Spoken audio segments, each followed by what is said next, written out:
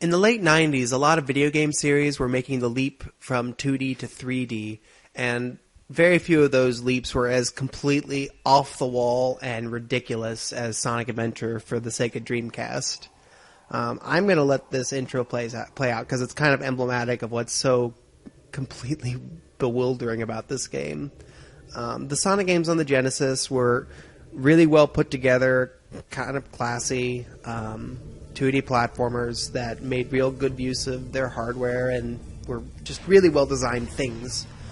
There's reasons to love all of them. Kind of stark simplicity of the original game that just was very well put together, and everything made sense about it. It was before they introduced the spin dash in the second game, which made it so Sonic could speed up at a moment's notice. So it's less constant speed forward and more just kind of momentum. And then the second game did introduce that. I love that effect with the music here, this intro. But the second game is a lot faster and breezier. Kind of feels a little less weighty, but as a result, it's also kind of maybe a little more fun because you're just moving fast through these levels. And it has a pretty intense climax, so maybe it gets a little too hard, but wraps things up in a really nice way that the first game didn't really try to do. And then Sonic 3 and Knuckles is just this epic. It's super long, but doesn't really get boring because all the levels are cool and interesting. And they're all kind of linked together with these cutscenes. These silent little moments of storytelling and character relationships that develop in a really cool way over the course of the game. Then you get to this game, and the aesthetics are suddenly just completely off the rails. There's realistic human environments, and then all of Sonic's cartoon animal friends, which is obviously something people have talked about to death. I'm trying not to be redundant here, but it's a very straight. It's not Mario 64, which is very different from the 2D Mario games, but it's put together in such a way to make use of the new medium's strengths to be a 3D game where you walk around and explore environments, but also maintain that joy of movement that's so palpable in the old Mario games. This game doesn't really try to be anything like the old Sonic games. It doesn't really have anything that those games tried to do, except maybe speed, I guess, but even then, the Sonic action stages are such a tiny part of the game. And oh my god.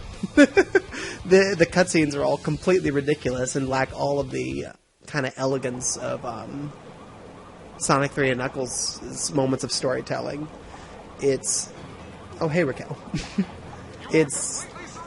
Why are there rings floating around in the city? There's so many things about this game that make no aesthetic sense whatsoever, and it's so completely clashy and bewildering. It's ridiculous. So, this game really resonated with me when I played it about a year ago. I really enjoyed playing through it for a variety of reasons.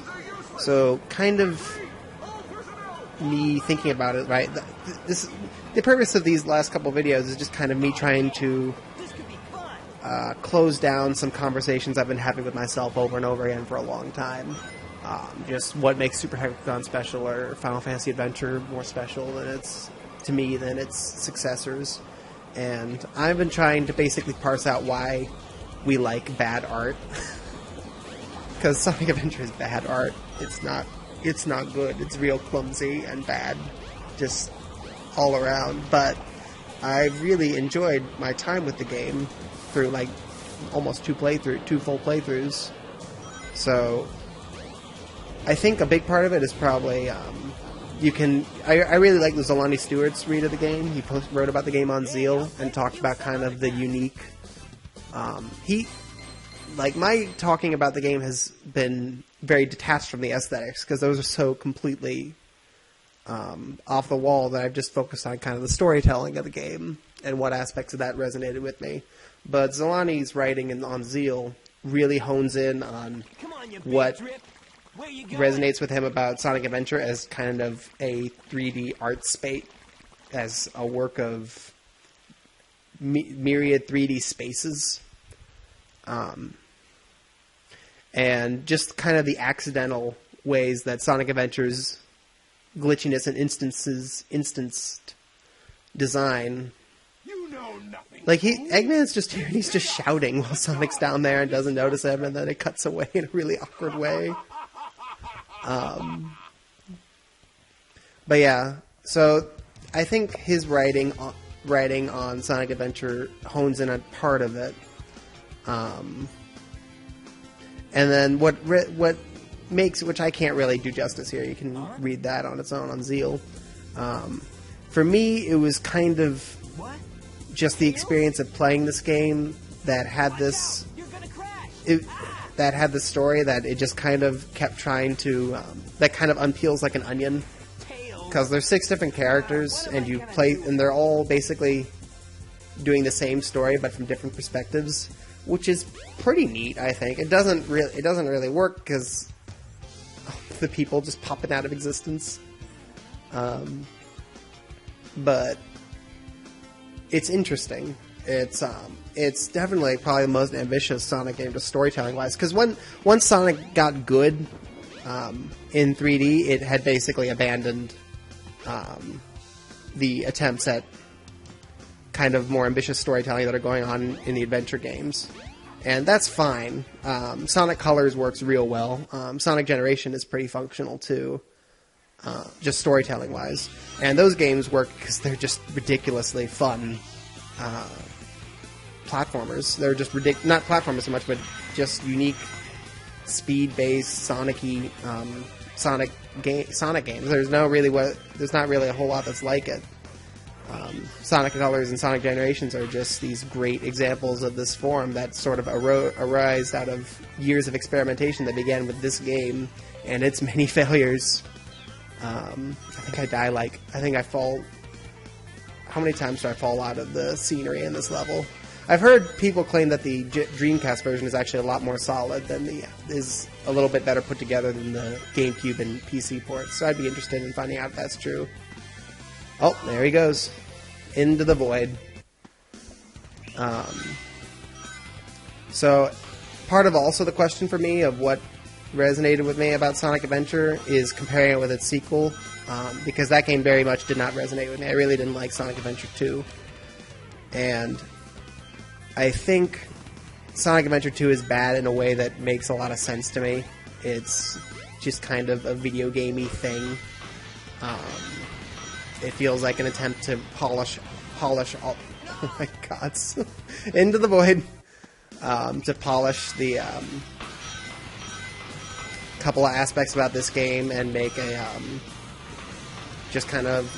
Instead of fixing all the stuff that's wrong with this game, just getting rid of the rough edges and without really leaving anything interesting left. Like, I don't... Just most of the stages in that game are real boring. The Knuckles stages are actually a lot worse than the ones in this one. But I think a lot of it came together for me when I played Mega Man Legends, because that game, I think, is kind of a lot of what Sonic Adventure tries to accomplish. Mega Man Legends just actually succeeds at. Because, like, here's the kind of things that sort of are what Sonic Adventures is striving for in my mind. It's trying to take Sonic and put it into an actual world that fits together in a logical way, which it obviously fails at. The Sonic event, like, there's Station Square, there's the Mystic Ruins. These are 3D spaces that exist basically to create a sense of place, which wasn't something that existed in the first games. The first games were, especially, into the void. But the first games, the 6 worlds, were very rigidly distinct, and there wasn't really any logic linking them together. Sonic 3 and Knuckles was the only one that really made a stab at creating a sense of place, which I think it succeeded at pretty well. Even then, a lot of the levels don't make sense, like, why is there a casino on Angel Island? So, obviously this game is ridiculous. Why is there a train to, quote, the train to the Mystic Ruins will be departing soon. And then the levels themselves are just very closed off and don't feel like places. So, but it made that attempt at creating kind of this cohesive world. And that's why I say that Mega Man Legends kind of helped me make more sense of this game, because that Mega Man Legends actually succeeds. The moving from town to world map to dungeon to optional dungeon and main dungeon in Mega Man Legends is seamless. There's not bad. You go through doors, and that's the extent of it. It even goes so far as to have all of the different dungeons come together into one giant level that you can eventually explore as one complete thing. And you can even access it from many different points on the island, including the final dungeon. But then Sonic Adventure is so rigidly instanced to the point that when it restarts a scene, it'll have the music start over, even if it's the same song. So, Sonic Adventure is interesting to me just because of the ways that it. Oh God, the lips are terrible. The mouths are so bad. Sonic Adventure is interesting to me for just being such a completely off the wall approach to taking a 2D game and putting it into 3D, because it's not a Sonic game in any way. It's this weird storytelling experiment. The action stages, the Sonic action stages, are like 15% of the game, and then everything else is cutscenes or other characters, all kind of in service of the story that actually comes together in a pretty okay way by the end. You get the little hints of Tikal's. See, here's another thing. Why we have the stations that everything is made. There are these like really obvious Metroid puzzles that are so out of place and don't make any sense. Not even just like in a logical sense, but they don't. There are so few of them that they don't really fit in any meaningful way. And then the abilities themselves are so contrived. So it's this ugly thing, but I think maybe sometimes we like bad art because we kind of can see a unified vision in something, even if that vision is executed really poorly. Like, that's kind of what, whenever I talk to somebody who hates a game that I like, or rather likes a game that I hate, that's kind of what I'm trying to get at, is to figure out the vision that they see in it. Like talking with a friend about Final Fantasy VIII and them really resonating with Squall's arc and how that game deals with masculinity and a number of interesting things. So I think that game's kind of garbage, but it makes sense when you can parse out that unity of vision, unified vision in something. And I think we're probably, whenever we like something, we're probably sensing something like that. And I definitely sensed something like that in Sonic Adventure, and I couldn't really grasp that in Sonic Adventure 2. There wasn't really a way for me to, like, every part of this game kind of makes sense to me, even though it's really ugly and doesn't really come together aesthetically, at least in a narrative sense, it all kind of fits, even if it's miserable to play. But in Sonic Adventure 2, it really, all the stuff that isn't all the stuff beyond maybe the Sonic and Shadow stage just kind of feels like boring filler until the very end. And that's when I feel like I'm having my time wasted. And that's when I just really don't like a game. Yeah, I'm not sure how much I have resonated with Sonic Adventure playing it now. Like, even just playing this little chunk and dealing with the falling into the void segments, it was kind of pretty frustrating. But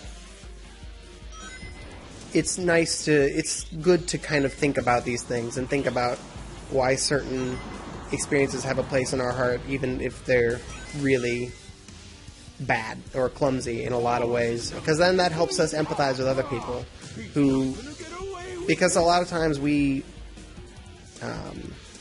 have visceral reactions to things and that don't really necessarily make sense. And you can't really police other people's visceral reactions to things, like my friend likely liking Final Fantasy VIII, because they are just things that you feel deep in your gut. Why liking a thing, liking a movie, liking a book.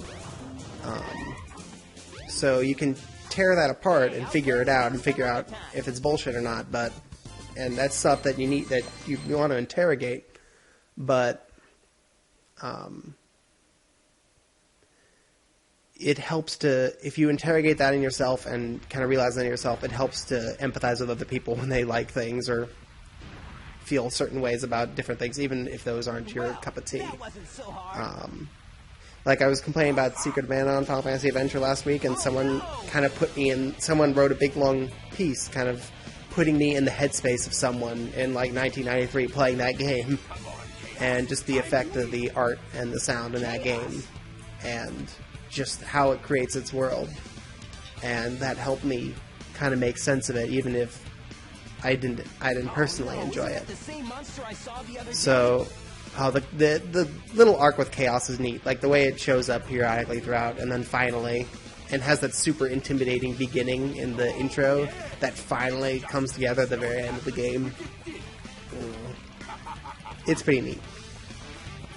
So, what I'm kind of arriving at the end of sort of a ramble on my history, my little bit of history with this game, and just kind of my thinking about it, is just, it's important to interrogate why you appreciate certain things, because when you appreciate something that is really because there's very little kind of perfect art, so it's nice to be able to find things that you like in stuff that's real, put together in kind of problematic ways. Cutscenes in this game really are silly. The next part of this game is where I got stuck for a long time. First time I played it and almost gave up in disgust, because you find a key. There's a key in front of Tails' house. It's not very obvious, and I just spent a million years trying to look it up. But yeah, I think that's a pretty good place to leave off.